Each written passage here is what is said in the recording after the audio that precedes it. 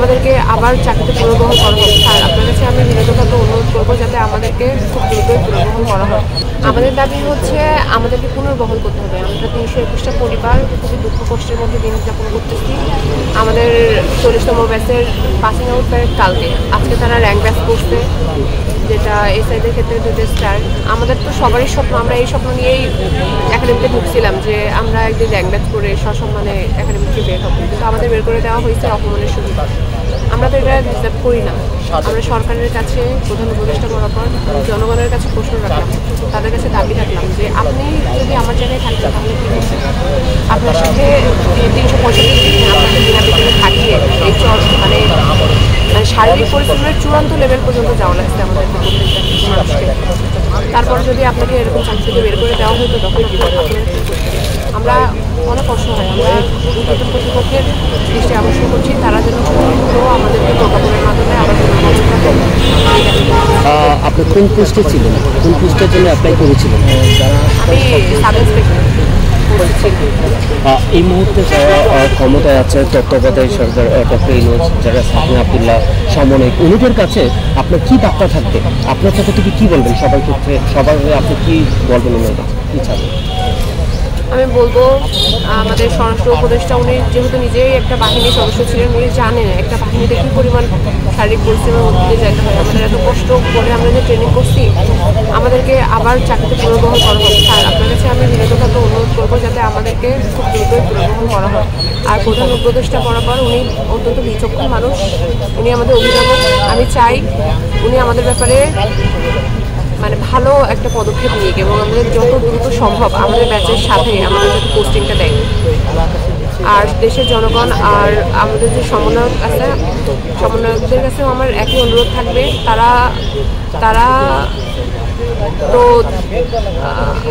কি বলবো এখন, ওনারা যদি আমাদেরকে না দেখে আমাদেরকে কে দেখবে? আমাদের আছে কি? এই যে দেশে অসংখ্য পরিমাণ চাকরি নেই, আন্দোলন করছে প্রত্যেকটা মুহূর্তে, এখানে আন্দোলন ওখানে, সেটা নিয়ে কী বলবেন আপনার পক্ষ থেকে? যে আপনারা যেমন আজকে রাজপথে নেমেছেন, অসংখ্য শিক্ষার্থী আরও রাজপথে নেমেছে দাবিতে, সবার পক্ষ থেকে আপনি এমন কি বার্তা থাকবে আপনার পক্ষ থেকে? আমরা একটা নতুন সরকার পেয়েছি, একটা সমন্বয় পেয়েছি। আমাদের প্রত্যাশা ওনাদের কাছে যে বৈষম্যহীন বাংলাদেশ গড়ে উঠবে, তাই না?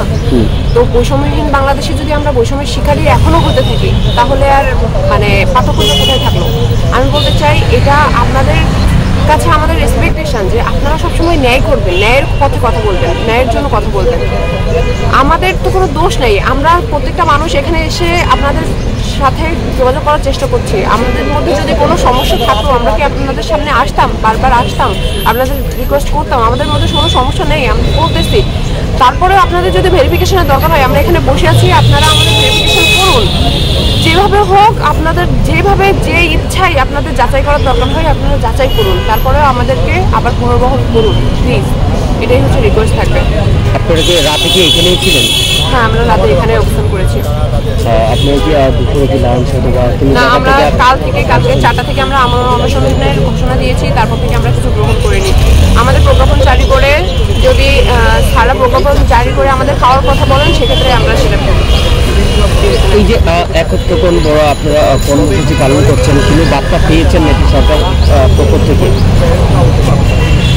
গতকাল আমাদের 3 সদস্য বিশিষ্ট একটা দল ভিতরে গিয়েছিলেন, তাদেরকে সেরকম বিষয় মানে সেরকম খুব পজিটিভভাবে আশ্বস্ত করা হয়নি। আমরা যেটা চাচ্ছি প্রজ্ঞাপন আকারে, লিখিত আকারে আর কি আমাদেরকে চাকরি থেকে পুনর্বহাল করা হবে, এই বরাবর তারা একটা করে প্রজ্ঞাপন জারি করে তারপর আমাদেরকে এনশিওর করুক জিনিসটা, তারপর আমরা এখান থেকে উঠবো।